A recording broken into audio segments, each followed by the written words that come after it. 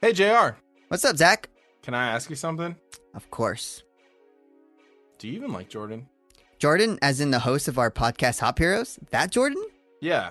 I mean, I get that he's part of the show and likes to drink beer and talk comics, but he just kind of gets on my nerves.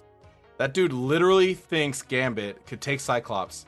Scott fucking Summers. I mean, what kind of imbecile? Hey, what's up, guys? Sorry, I'm running late for this promo. I just got a little held up. What'd I miss? Oh. Hey, bro. You didn't miss anything. Nothing. All right, everything all right? What's going on? Nothing. We're talking about the podcast, how we like to drink craft beers and discuss comic book stories and shows. Yeah, that's all we were talking about. Wait, JR, did you finally tell Zach that we didn't really like him? Wait, what the fuck? Hop Heroes, the show where three best friends bridge the gap between great beer and the comic book universe. Find us on all platforms where you find podcasts. I honestly don't really like either of you guys, so...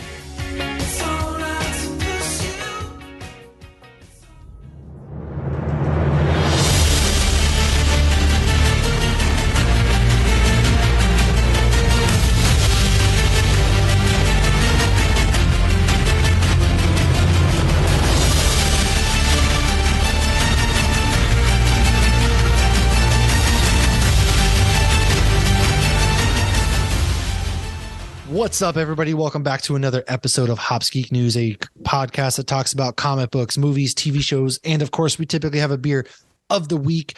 Welcome to a special Creators Corner episode, where on these episodes, we always talk about or talk to a creator, whether it's indie comic book creator or it's a big time creator of some sorts. This week, we have a special guest. Hojo is here to talk about his comic book, The Mythicals. We'll get to him in just a moment. As always, go ahead, Hops Geek News on any podcasting platform, any social media platform. If you feel inclined to support the show, patreon.com/Hops Geek News. This is the day that I arrive in Emerald City Comic Con. So if you want to follow along with us, I will be shooting a lot of stuff live. Catch me on Saturday as I get to chat with Studio Ghibli and see a lot of cool stuff from them. I always feel like I'm pronouncing that wrong, but I'm illiterate as it is, right? I joined the military for a reason, I say. And yeah, my beer of the week is Mango Tango, a German style tart goza made mango, tangerine, and lime fruit. I was drinking this on another episode. I'm still drinking it now because I can't get too crazy. And it's 6%. It's a sour, delicious from Barbarian Brewing in Boise, Idaho. If you haven't been there, make sure you go there. Lauren, what you got? I'm still on my same one too, my Icicle Brewing one, the Enchantments Hazy IPA, but I do have a somewhat supernatural-esque beer on deck for when we start talking about the Mythicals, but I am still nursing this one. All right. Sweet. Well, So I'll let you know when I open the next. We have a comic book extraordinaire. We have a homebrewing champion. He's done it all. He's joining the show. Hojo, welcome to the show. How's it going?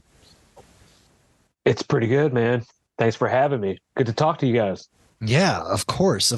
And now, what is it that you're drinking? Because you are the esteemed homebrewing champion.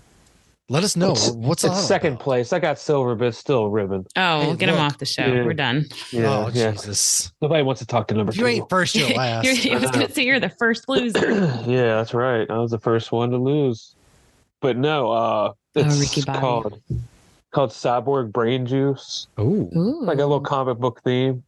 That does look very comic booky. Yeah. From a place, it's called Devil's Backbone. It's pretty big over here. Yeah. I know exactly where Devil's Backbone. You guys know that? Yeah. I've been to the brewery, yeah. Yeah, I live about 50 miles from there. Oh, no kidding. Yeah. Right on. Well, probably less. I don't know. It's within driving distance. Oh, yeah. That's all that matters. Yeah. I remember when that place was just like the size of like a gas station almost. And just like they had that main little house and that was it. Yeah, and now they have a brewery in the Washington Capitol Stadium, which is crazy. Oh, I know. Yeah. We were just there this summer. Took the kids to a ball game. Yeah, I went there when it was a couple of years ago. I was there for their grand opening, actually. Funny. Oh, nice. When they opened that.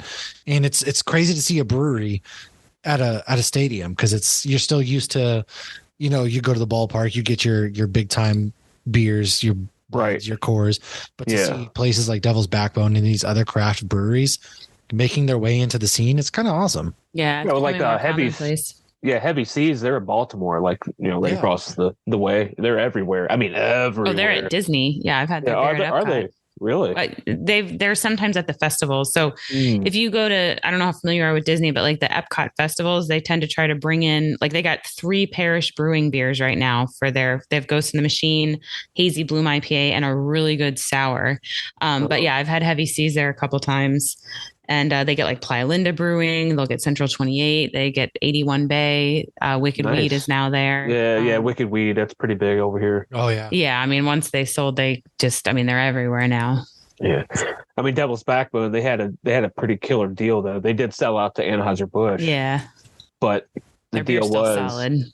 the deal was everything else. There's like basically you just give us your money to make better stuff and cooler stuff, but nothing changes. Like they can't come in and fire the brewer and like cut costs for no reason. They can't do any of that. Which is a win-win because Yeah. if you I was keep gonna the say, I beer would take that quality, yeah, then people are still going to come back. Because people in Hawaii are drinking it.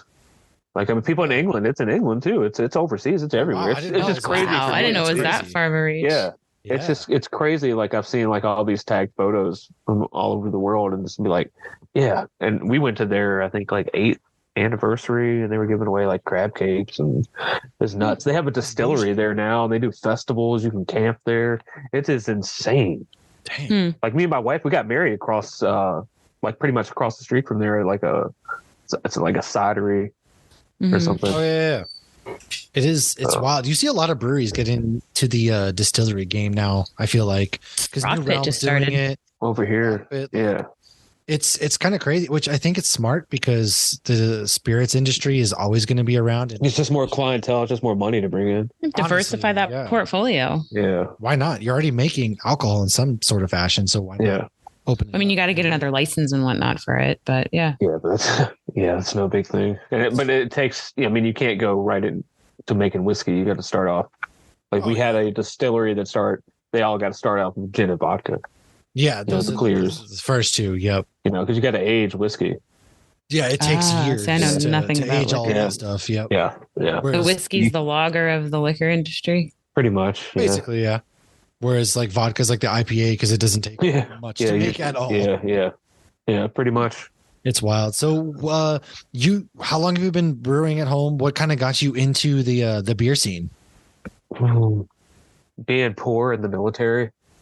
Yo, the military special where you would go and get like Keystones. And Yeah, I can't tell like- you how many times I've done exactly Bud that. Ice House. I used to Southpaw. love Bud Ice. We drank some I really was- awful Penguins, stuff in the the penguins. Doobie Yeah. doobie doo. Yeah, and then I don't know. I think I had the Sierra Nevada for the first time, and I was like, "What is this?" Because I didn't like beer It at has all, flavor. like at all. Like I hate to say it, but like I was in high school, I didn't like beer. Like Oh, if you yeah. partied in high school, I'm like, oh, I don't like beer. Like when I got in the military, it's like, well, you're gonna drink it because it's cheap, and you can't afford liquor. So I'm like, all right, I'll get into it. I'll just do it. And then I just had a Sierra Nevada. I was like, well, this is great. And then I had Fat Tire. Oh yeah. The Classics. I guess this is like 2002, 2002, something like that. And man, it spiraled out of control a little bit. I started buying books, and me and this guy were like, let's do it. We got in trouble for brewing in the barracks, so Mm. we decided to do it like an offsite. This guy had off post housing, That's so we went there, and we were like, we'd brew, and then we would keep the stuff there in his little room and shit. IPAs is all you can make because you just put it in a.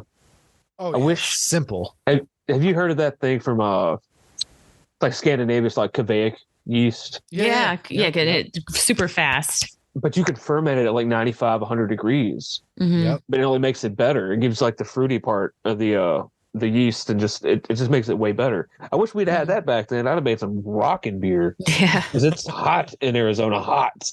Yeah, that's true. So, We had to use swamp coolers.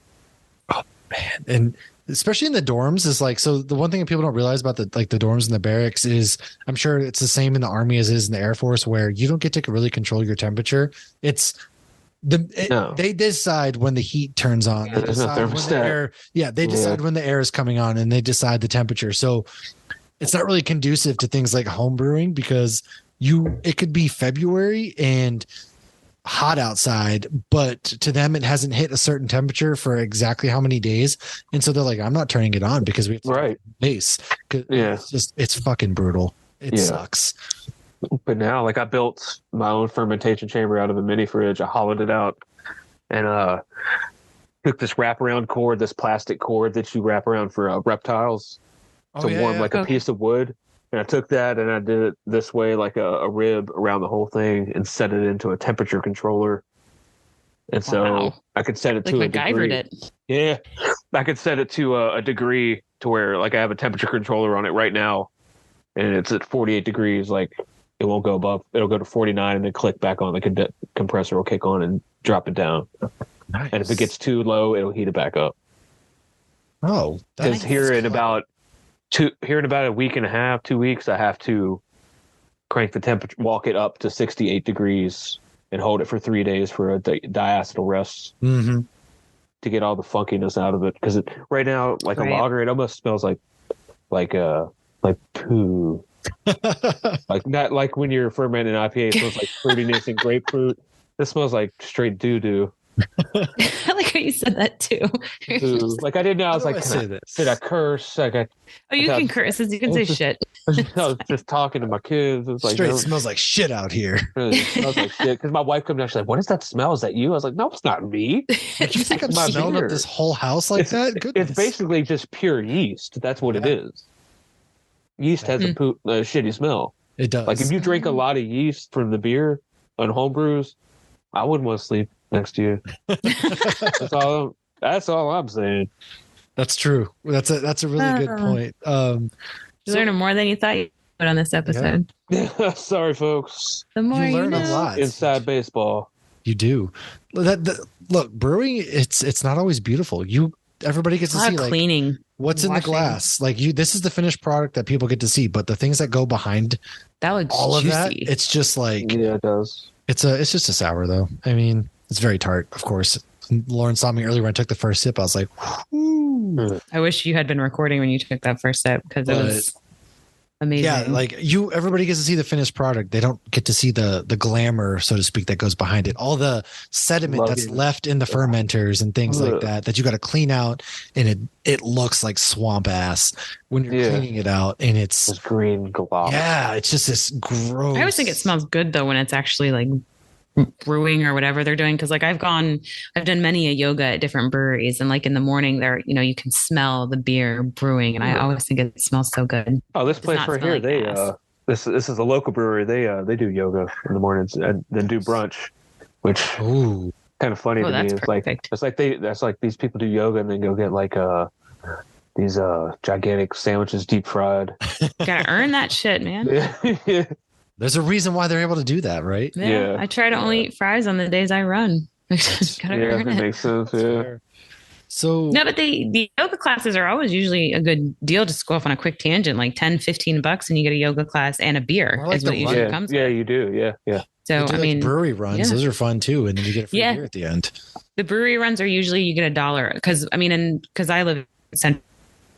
All brewery runs in the outdoor yogas all year. Like there's no seasonal, and the brewery runs are like all of them are like $1 off either your first beer or multiple beers. They all do it differently. Oh, I have to mention that to some of my friends in the own breweries around here to do something like that. Get the brewery. Well, it's great because it gets non-beer drinkers in too. Yeah, it's a great way to stay in shape. Yeah. It is. So how did you come upon comics? What was like your nerdy origin story? Were you always a fan of this world, or how did you get into the genre, so to speak? I guess pretty much my earliest memory of any comic book is the Incredible Hulk, like the old Spider-Man cartoon, like from the early 80s. Because like I'll be 42 this year, so I'm sure I'm not far behind you. Yeah, so I'm an 80s kid. Like I remember the Lou Ferrigno, like the Bill Bixby series. Oh my God, it was like, what is all this? And then, every kid knows Spider-Man. Like, I feel like every American child knows who Spider-Man is by the time they're 5, past the 60s. So, like I knew who all those people were, but like I guess somebody gave me some comics, and I must have got the bug somewhere. And I remember begging my mom for this issue in like the early '90s of like the green and gray Hulk fight, and it was like a Dale Keown cover. But then I started paying attention to the words and like what they were doing, the stories they were telling, and we just had a friend that wasn't really into comics, but his brother was, his older brother.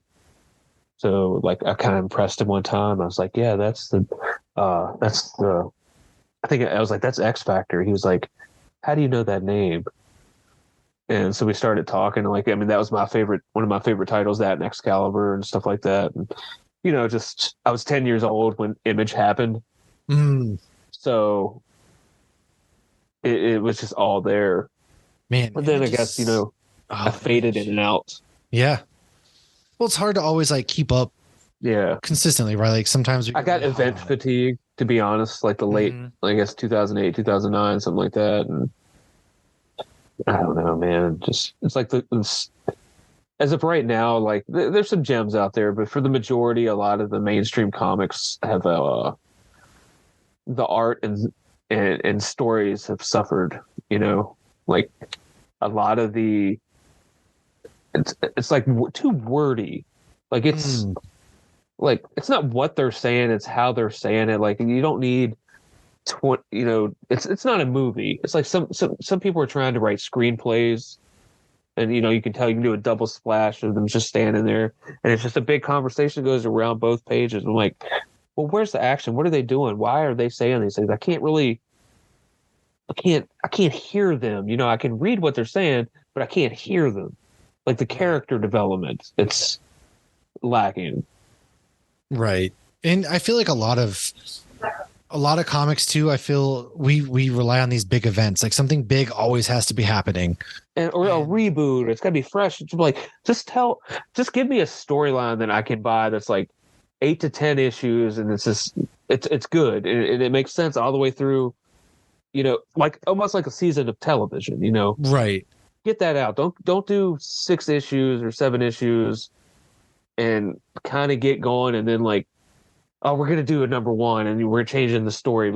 It's like you're writing a half of a story and then you're just like balling it up and throwing it away. Like, I just picked up there's a Superman that just came out, issue 1, and it's almost like another DC Rebirth kind of, and I'm just like, wait, we're already rebooting again? We just went through Rebirth, we went through the New 52, and so I definitely understand that, because I'm like, is it worth reading the other ones? Is this, how long is this one going to last? We're constantly calling to this rebirth. How many rebirths are we going to have? People only get vested so many times before they're just like, all right, give me more money. Sorry that didn't work out. I'm like, it's like the Wolf of Wall Street. You're just taking my money. No, it's right. It can be a little tedious, especially for new comic book readers, kind of to figure out where to jump in. Yeah, I get it. Oh, it's a little intimidating the first time you go into a comic shop. Like the first time I went into one, I knew what I wanted. I was starting, like I had only read comic books that were like my brother-in-law's or were from Barnes and Noble. Right. And I literally went back and was like, I'm going to get the first 10 issues of X-Men or Avengers. And then I started reading Walking Dead, getting them at the library. And once I caught up, and like I wanted to keep up because the show was catching up to the comic. And the first time I went into one, like, thank God there was one guy that was so helpful. He's like, okay, well, this is because I didn't realize there was comic books and the trade backs and then omnibuses and then, you know, all these varying things. And it's like, my recommendation to anybody who's new to it is go to a small comic book shop, because they need you more. Yeah. And so they're going to put in more effort to like I go now to pick up my books, and there's comic books in there that they think that I would like, and most of the time they're right. And when they're not right, I'm like, oh, just take this out. And they're like, okay.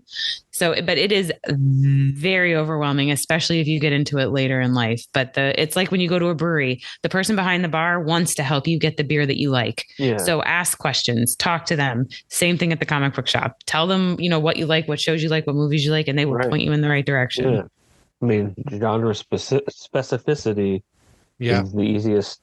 And they're happy to do it, because I'm one of those that's like, oh, I don't want to bother people. Yeah. But when did you start creating your own comic books then? What point were you like, you know, I'm going to start doing this for myself? Well, I came up with this idea like for the Mythicals and I'd say probably around 2005. Like I was in the military and I was overseas, and long story short, like I came up with this idea. I was like, it'd be cool instead of going out on patrol, like just us. It was like, what if it was like almost like Wildcats, but like monsters and stuff, just going out there on these missions and kicking ass and stuff like that. And so I got to thinking about it, and then I had a nightmare like a couple weeks later, and it's like I woke up. I was like, I know what I need to do, and every spare moment I had, like I quit reading the book I was reading, and I remember it was some weird ass murder mystery, but I never finished that book because I just kept writing on all this. And I talked to this guy. We were talking about it. I said something. He said, all right, Barry Allen. And I turned around and said, I was like, how do you know that name? Why did you say that name? Say Martha. I was like, what do you mean? I said, what do you mean? Like, because he said, hurry up, come on. And I was like, whatever. He just said something about Barry Allen. I was like, you read comics? He's like, yeah, man. Since I was like 5 years old. I was like, yeah, me too. And he was like, yeah, I went to art school, but like he's like, I kept partying too much, and I just quit. And I was like, well, no big deal. And here we are. He was like, well, check this out. We went to his barracks room or whatever. Or I mean, it's like a CHU. They call him a central housing unit, like CHU. Yeah. And it was this badass picture of Wolverine, like up like this. I was like, man, dude, what is? I was like, that's you? He's like, yeah. I was like, do you want to? I said, I got an idea. So we worked on it for about 3 or 4 months. And he said he knew a guy who knew a guy who knew a guy who might know a guy who worked at Cross Gen Comics. It was like this old independent label, like Aaron Lopresti, I think, worked there actually. Pretty big people. And when we got back from deployment, they were out of business. They had gone belly up. Oh no. Bankruptcy. So I'm like, oh well. And I was like, I guess I can always submit it to Image and Marvel and DC, and then I'm just like, okay, we're done here. So me and him, like basically looked at each other and was like, we didn't. That was it. And so I was poking around, and I was on Twitter looking at my terrible sports news for my team, and lo and behold, I think it was something about comics, and then slowly I got fed these images, and I clicked on this one. It was like it's called Reaper Destroyer. It's by Joe Sontag. And I was like, man, dude, that looks like something from Image. I mean, like Sylvester level. And then the algorithm just pointed me into everything, and it just, as it tends to do, here I am. And I did some crowdfunding research, and I was thinking, I could probably make a go of this. I've never been published before. I've got a bunch of short stories. I always had like the George McFly syndrome, like not good with confrontation. It's like, what if they say I'm not too good? I don't know if I could handle that kind of rejection, But like, I'm married. I was in the military. Rejection comes with the territory. It's not a big deal. Married. Rejection. It's not a big deal. Like being told no, that's not going to work, or this, yada yada yada. And then I got an editor. I streamlined the story a little bit, and I had already had it plotted out, this massive storyline. And I mean, I worked on it even probably for a good 7 months. Like, really hardcore every minute I had when I wasn't busy doing what I was doing. Yeah. So I just had to basically just give this a little facelift, and I plotted the rest of the thing out. I have 6 scripts written already. It's ready to roll. This is just the beginning. And I have other projects too. It's like now the floodgates are open now, and I had to put all that stuff away. But now it's like I need to have an outlet to create and do something. I'm always like beer stuff. I got like probably 60 something recipes that I've created on this little Beersmith app.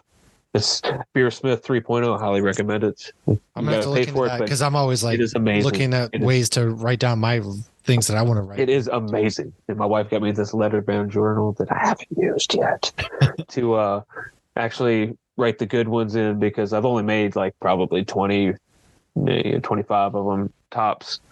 But I just had to do something. Like I play guitar and stuff too, and a little bit of drums, but can't play drums with a 2-year-old and a 5-year-old. Not at that point. The 5-year-old's got a little drum kit. It's cute, but I just can't really jam out much anymore, you know. So I have to do something, and my job at work, I do electronics and stuff like diagnostics. So sometimes I'm bored, and I'll get on Twitter, and work on my stories and stuff like that. So it's kind of the best of both worlds.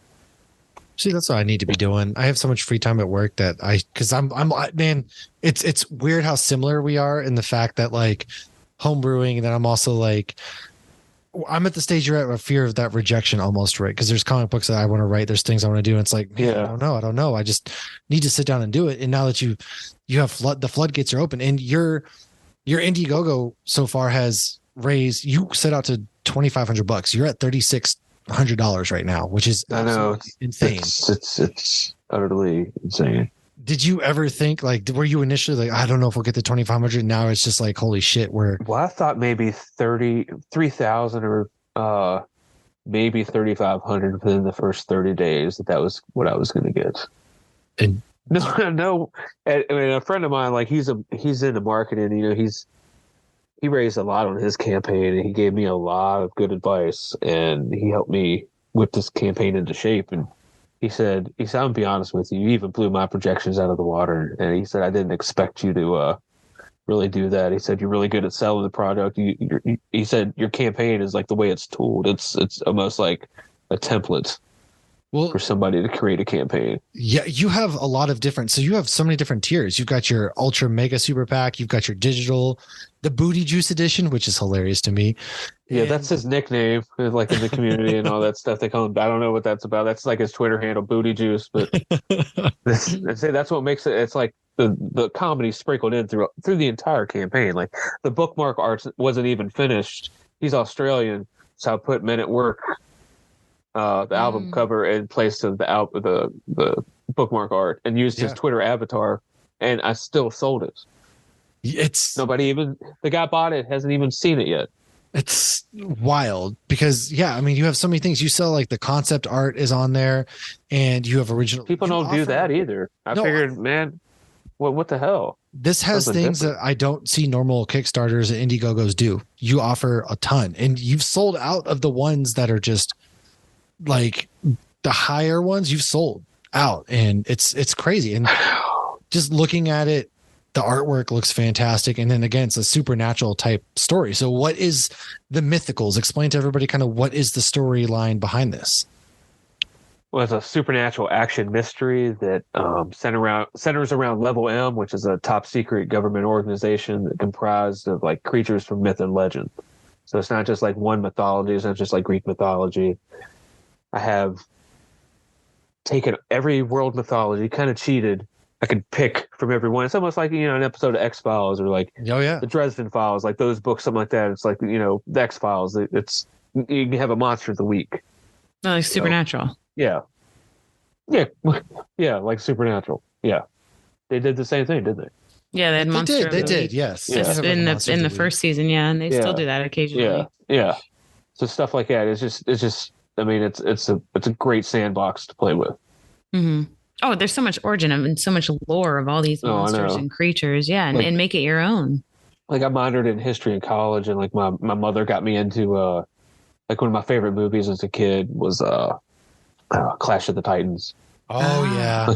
Like I love that old stuff. Like just I remember she got me like a mythology book, like when I first learned to read and stuff. I was like, I was pouring through all that stuff. So my daughter's in college and she's majoring in history, and she fell in love with reading because of the Percy Jackson series. Yeah, stuff like that. Yeah, I watched first. I didn't read the books, but the books are good. I saw the first two movies.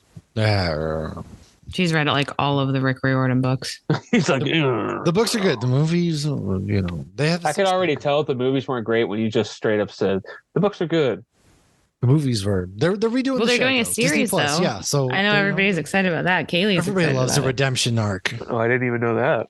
They do. And my son likes the Disney Hercules. Loves it. Oh God, it's great. We listen to that soundtrack a lot. And no time flat. It's amazing. Yeah. But I did open my next beer. This is one from Stacy. It is Two Roads Brewing, a scary good pumpkin ale, Rosemary's Baby. So I tried to find a little bit of supernaturally, although it does feel weird drinking a pumpkin beer in the first day of March. You know what's funny is I actually have a pumpkin beer to send you from New Hampshire. Forgot, but what? Well, at first I wasn't going to drink it because it's an ale brewed with pumpkin and spices aged in rum barrels with vanilla beans, but it's only 6.8%. Yeah, it's not. So, It's a good. Is that your first one you've had? no, she sent me, I think, a few Send of us a them. few. So, Of them. yeah, I know I'm definitely saving one for Halloween, 100%. Because I mean, if it's aged, this should age just fine It'll till be October. fine. Yeah, you'll be fine. You'll be fine. It'll be Yeah. great. The pumpkins get better the more they age. I feel That's like. true. I mean, that's what I won the medal on. Was an aged stout. Ooh, Oh, nice. no big Yeah. deal. No big deal. God, I love stouts. Brush the dirt off your shoulder. Yeah, yeah. Hey, this is free to brag. Yeah. What before we go back into the comic book real quick, what Yeah, sure. specifically was the stout that you won? It was a it was like a Russian Imperial stout, and I have a hack that I came out with. Like it's barrel aged, right? So I take I got my shelf right here. Take these. Jack Daniel's Jack smoking Daniel's. chips.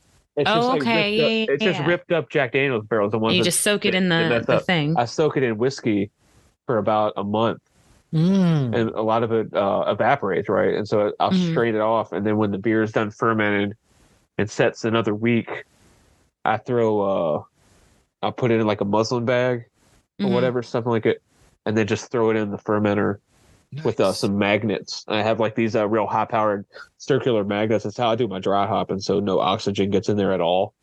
I don't have to introduce oxygen. Mhm. And so I'll put a magnet in there and a magnet on the outside of the carboy, and it'll just hang there in the middle of the carboy and just like circulate. Right. Clever. Put the chips in there, yeah. So it was like a hack, and it sat there for about a year in the bottle wow. before I. Let me tell you, man, it was awesome.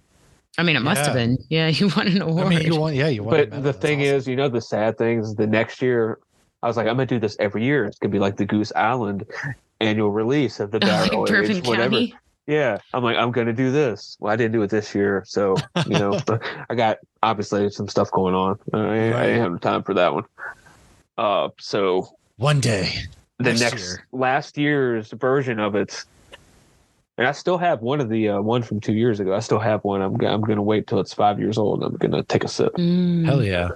But the one last year was phenomenal. I mean, I know it's really pronounced phenomenal, but it was phenomenal. I see what you did there. Gotcha. It was over carbonated, and I missed the deadline for the entry for the competition. Man. Like I signed up, but I didn't actually pay, and like I waited 3 days, and like 2 days after that, it had already expired. He's like, "Well, it's already." I was like, "Come on, man." I was gonna win. He said, sorry. He just said, but I just tried to get in there. I was like, I tried every excuse in the book and tried to church it up. I was like, come on. Well, did you know? And he was just like, just better luck next year and try to do it on time. I was like, It's tough. "Ah." It's tough. So mad. All right. So back to the comic. Yeah, no, I was gonna say the character. So, what are your characters kind of inspired by? Is there anybody that you were kind of thinking of or put yourself into behind it? Did mention in your trailer it's a 90s style action. So as soon as you said that, I was like, oh, he's got to have some good inspiration that led him here. I know we've talked about Marvel comics and what got you into it, but Right. when you say 90s style action, I'm thinking Ninja Turtles. I mean, what you got? like Ninja Turtles, and I mean, like they had a lot of action, but more like the Image stuff, like with Young Blood and Wildcats, especially that, like, and the Authority. I like the Authority. Oh yeah. But I just like the team dynamic, and especially in the military. I mean, you work within teams, and you just Mm. and just no matter how serious the situation, sometimes there's always somebody makes a joke or someone. It's just you have to keep it light. Like it's not always as serious. You see it in the movies and like that. I'm like, yes, let's do that. No, I mean it's like these people are real people. They're just Mhm. fictional. I don't know if that makes sense. No, it makes. No, I think Like it makes sense. like they live within your head. I mean, especially if you write these people for this long, or think about it. Like it always been in the back of my mind. Like I was like, I wonder. I'd be watching something. I'd be like, I know what Lucas would say. Yeah. But it evolved over time. But I mean, the 90s, they would have like that, like Joe Mad and stuff. He brought kind of like that anime, that manga look in there and stuff like that. And you can tell with some of these action sequences that the artist he'll draw those like action lines and like drawing the eye to a certain location and stuff like they did back then. Nice. That is, you hear a lot of people who don't really, everybody's inspirations are typically, I read Marvel, DC's, things like that, but Image is one of those comic book companies that I love a lot. Yeah. And they go under the radar so often. So it's really cool seeing somebody who's like, yeah, dude, I was into Image and this is my before Walking Dead. Yeah. I mean, that like Ice Cream Man and things like that today. So it's really cool to see that, like, because you don't hear a lot of Image love, or if you do, it's kind of under the radar. I think nowadays it's more, I read more Image than I do Marvel. Yeah. Yeah. I mean, you got Oblivion Song and they're definitely known for like their horror aspects as well, which this fits perfectly into because it's that supernatural theme of Was Invincible Image? Yes. Yeah. Okay. That's how I read a lot of Image. Yes. I just really like Robert Kirkman comics. Yeah. Yeah. Well, see, I didn't even know Walking Dead was a comic book until like the show came out and they said based on Image Comics. I was like, I know Image. I got on my phone and I was like, oh, I know Invincible. I knew Invincible and stuff like that, but I didn't know the way he pitched Walking Dead, like the story where he said it was about aliens and just bullshitted them. Yeah, that's a crazy story. But I'm still waiting for that Oblivion Song movie that he said's happening. True. First, it was a show, then a movie. That's a key. He said one day down the line. It may not be today. It may not be tomorrow. I mean, I've been meaning to pick up like Gunslinger Spawn of. I mean, I chat with Brett Booth on Twitter sometimes. He does some great work. Yeah, I've been doing some cover art for Todd. It's just crazy because sometimes like the people I'll rub shoulders with, or like Dale Keown follows me on Twitter, like Dale friggin' Keown, and like sometimes he'll like some of my beer posts. And I'm like, oh my god, are you serious? But well, we're best friends with Brian O'Halloran. That's my crazy. Claim to fame. Not really, but we do have like. We got to interview him and he follows us. So anytime he likes anything, I'm like, oh, my best friend Brian O'Halloran. He's watching. Yeah, wow. You'll see. And he wasn't even supposed to be here today. God. Well, that like David Papose, but it is Savage Avengers. He follows us, and I'm going to see him this weekend. So it's like you said, it's just so surreal. It's surreal, yeah, because you think like these people you look up to. And people you've known for years, and like the fact that you're even a blip on their radar. Yeah, friggin' Sergeant Slaughter and Tony Todd follow me. Yes, it's insane. So sick. It really is, and that's why I love the internet too. It's just it's such a wild place. It's just a wild place. But as we go ahead and we get ready to wrap up this episode of our Creators Corner, how let people know, like, where can they find you? Where can they find the comic book? What are some things? How long do they have to back to get their hands on this issue? We're in our first 30 days right now, and I've just been doing so many shows and on this circuit, and I can't tell you how many days ago Friday was, but take that and just, take that many days and subtract it from 30. And I can actually extend it for another 30 after that, and possibly go in demand. We'll see how far this thing goes. I mean, we're cooking right now. I mean, we're blowing my expectations out of the water. And but you can find me on Twitter. I mean, it's HW Desper or just Hojo or the Mythicals. And actually, man, you can just go on Google and put in the Mythicals, and that's the #1 Google search. It does. Like Indiegogo. Oh wow! It does. And that's pops up. You would think that would be, other mythical things would come up. So that's pretty cool. I know. And I know you're on YouTube now. We just started following you on YouTube. Oh, right on. That's just my trailers and stuff. I've been meaning to. My plan is to eventually do a time lapse brew day. Oh, nice. And then like have my friend edit it out and stuff like that, and maybe me go in and say a few things like this is this, and then just publish it on YouTube and just sit there for the live chat. Yeah. That's a really good idea. I'd love to watch that. Me personally, as beer nerds that we are, we'd love to catch that. Yeah, because a lot of the stuff, like my equipment and stuff, like my sparge equipment, like I made that. My wife got me this awesome mash paddle that looks like a giant oar with these holes drilled into it, but it's metal. That's sick. Fancy. Like an Asgardian war weapon. We have a brewery here called Dirty Ore, and it's good. I have the shirt, and somebody's like, I like your Dirty Ore shirt. I'm like, what did you call me? What did you call me? Well, we definitely appreciate you coming on and swinging through. You're welcome back to anytime you have something you want to promote, or just come hang out and talk about some comic books. by Or all beer. means. Yeah, or Yeah, beer. man, I would love to do that. Just, I mean, I'm promoting my book and stuff. I like doing that, but I'm almost an introverted extrovert. I would much rather not talk about myself and just talk about other things and not talk about myself. We'll have to get you on over at Hops News to talk straight beer at some point. Yeah. That's what we do over there as well as our other show. But thanks again for hanging out. I will make sure that the links are in the description of this. So everybody, if you want to go and support the comic book and what they're doing over there, by all means, check the description in the link for the episode. That's the easiest way to find it.